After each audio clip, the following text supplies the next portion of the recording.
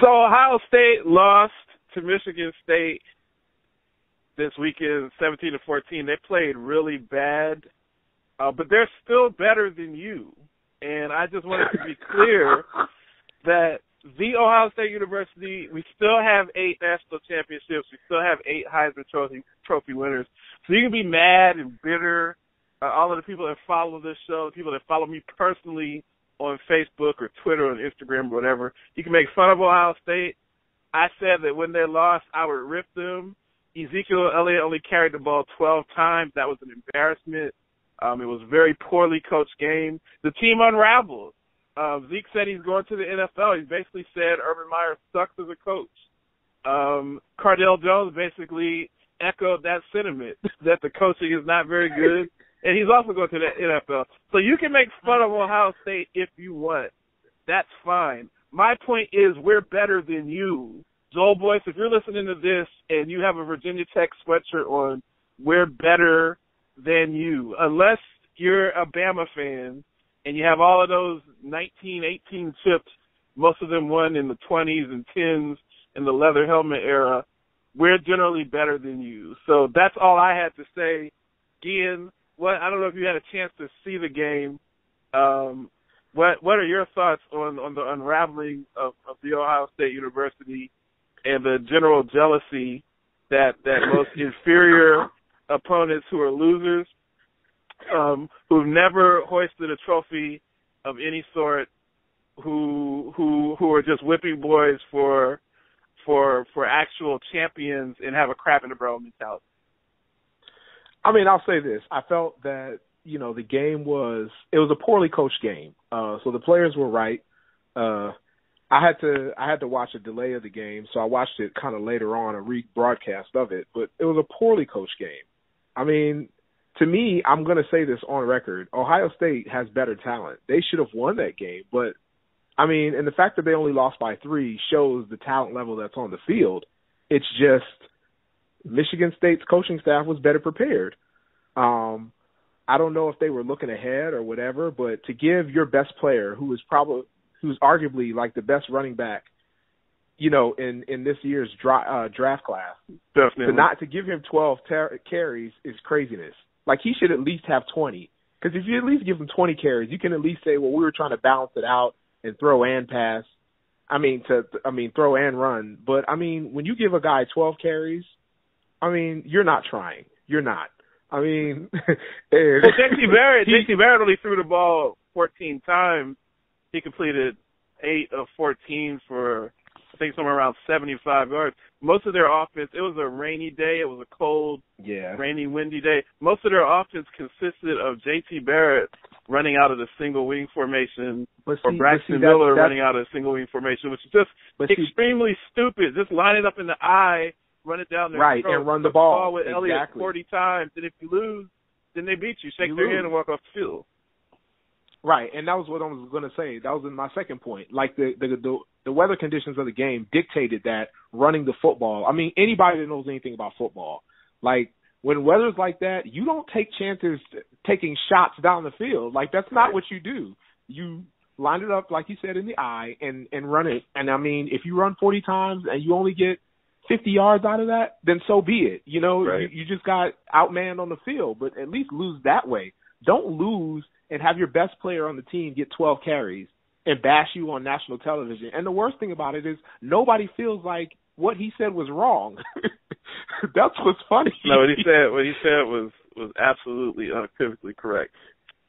He said they don't know how to coach, and I'm not coming back next year, period. Right.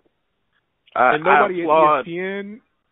I applaud Ezekiel Elliott for telling the truth. Urban Meyer's not perfect. Nobody's perfect. I'm not saying the sky is falling. I am going to say on my show, on record, that we're probably going to get thrashed by Michigan next week because they have nothing to play for, and this is Michigan's Super Bowl. So little brother, they sure don't. Little brother, this is all little brother has. Little brother has had such little success. It's been such a disgrace over the last decade and change in their football program. So I'm going to expect that they're going to pull every stop out and every trick in the book that they have And I expected Ohio State, they're not going to play for the national title. Half of their guys are going to the NFL. They're not going to care. So whatever the spread on that game is, I'd take the over and take Michigan if you're a bettor, which shouldn't be because this is a Christian sports network and you shouldn't be betting. All I'm going to say is this.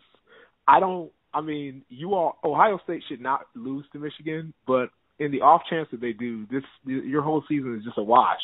I mean, because it's like you've been playing like a cupcake schedule, and when you get to the point where your schedule means something, you got to show up for those games. That's really why I was disappointed, to be honest, because they really hadn't played anybody for real, and so it's kind of like this was what was going to give their schedule, some teeth, some weight behind it. So when people talk about Bama's schedule, Ohio State can say, well, we played Michigan State and Michigan, and those are two good teams. Right.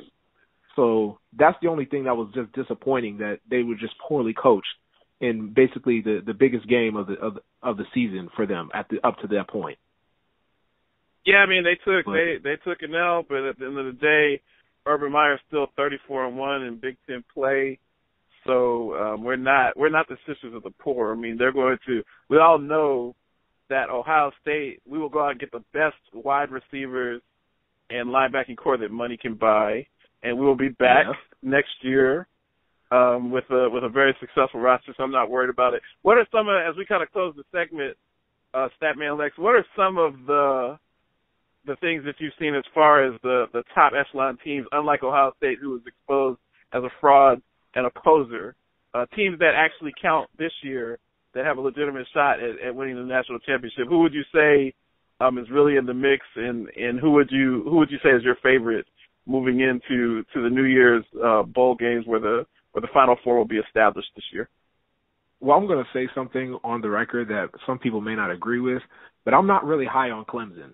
I mean, I know that they, they're undefeated, but I mean, they play in the ACC, so let's be serious.